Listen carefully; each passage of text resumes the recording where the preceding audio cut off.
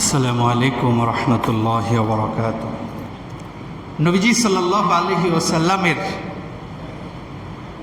আদর্শ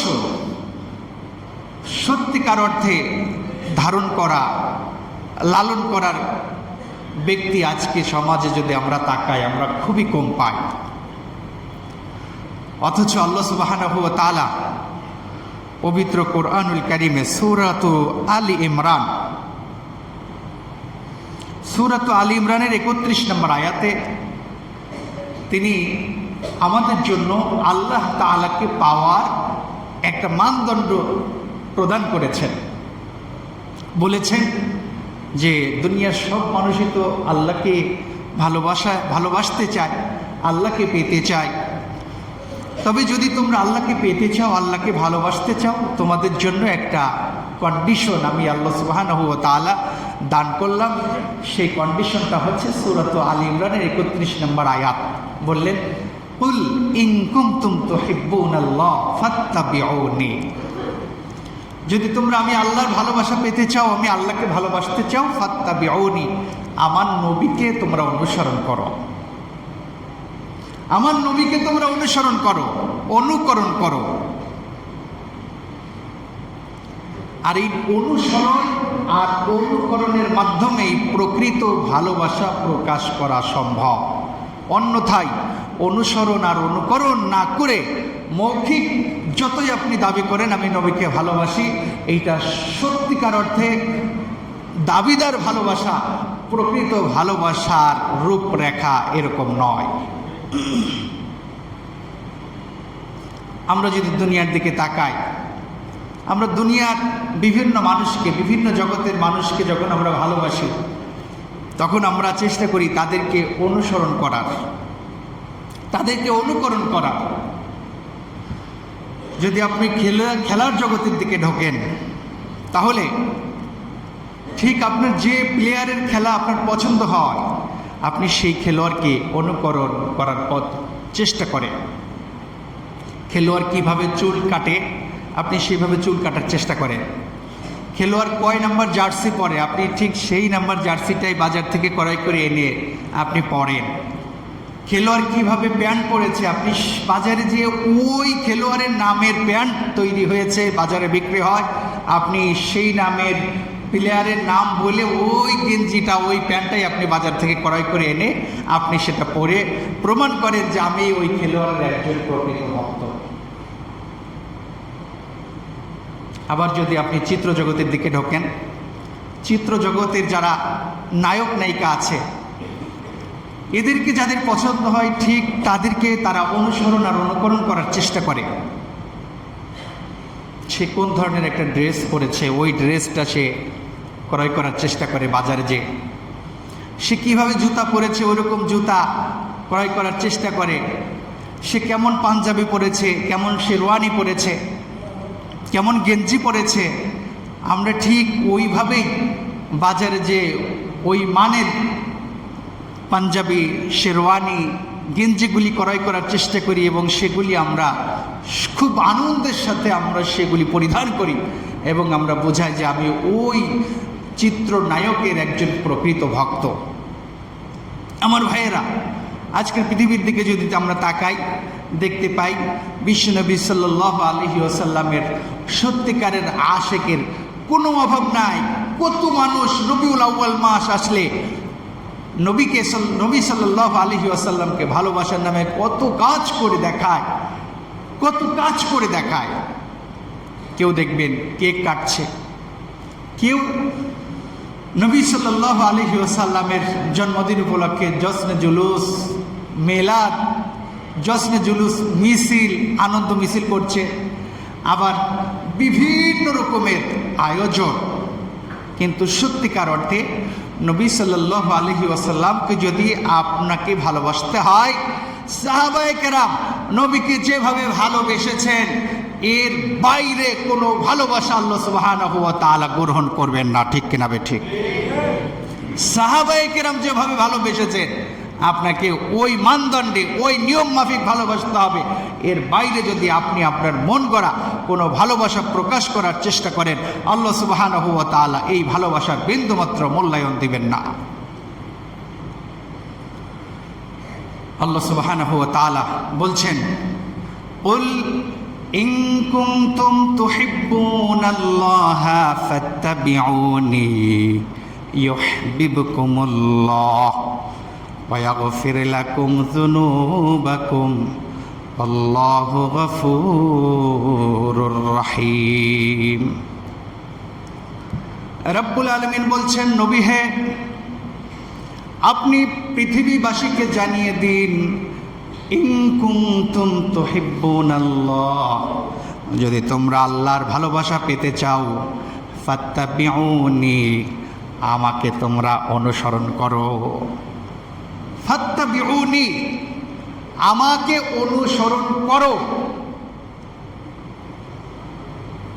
আর আমাকে অনুসরণ করতে যে যদি তুমি তোমার ব্যক্তিগত জীবনের দিকে তাকাও, তোমার পারিবারিক জীবনের দিকে তাকাও, তোমার সামাজিক জীবনের দিকে তাকাও, তোমার সাংস্কৃতিক জীবনের দিকে তাকাও, তোমার রাজনৈতিক জীবনের দিকে তাকাও, তোমার রাষ্ট্রীয় জীবনের দিকে তাকাও, আন্তর্জাতিক জীবনের দিকে তাকাও, তোমার পায়ের নখ থেকে শুরু করে মাথার চুল পর্যন্ত, এমনকি কিচেন থেকে পার্লামেন্ট পর্যন্ত এমন কোনো জায়গা তুমি খুঁজে পাবে না যেখানে আমি মুহাম্মদুর রাসূলুল্লাহ সাল্লাল্লাহু আলাইহি ওয়াসাল্লামকে তুমি অনুসরণ আর অনুকরণ করতে পারো না।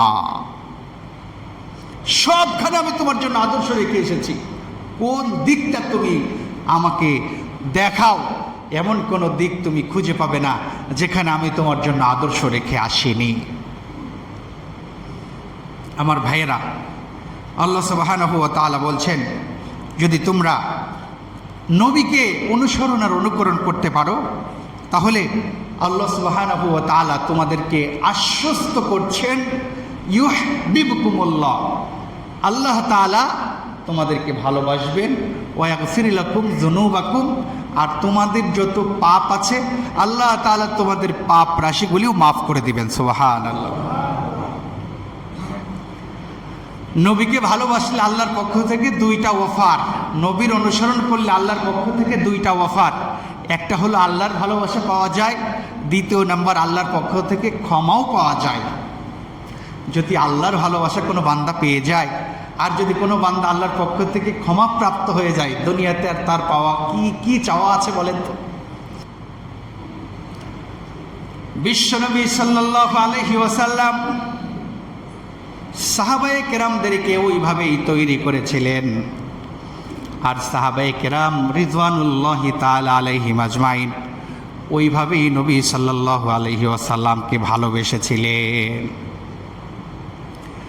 একবার নবী সাল্লাল্লাহু আলাইহি ওয়াসাল্লাম আমিরুল মুমিনিন উমর রাদিয়াল্লাহু তাআলাকে ডাকলেন, উমর, তুমি কি আমাকে ভালোবাসো নাকি?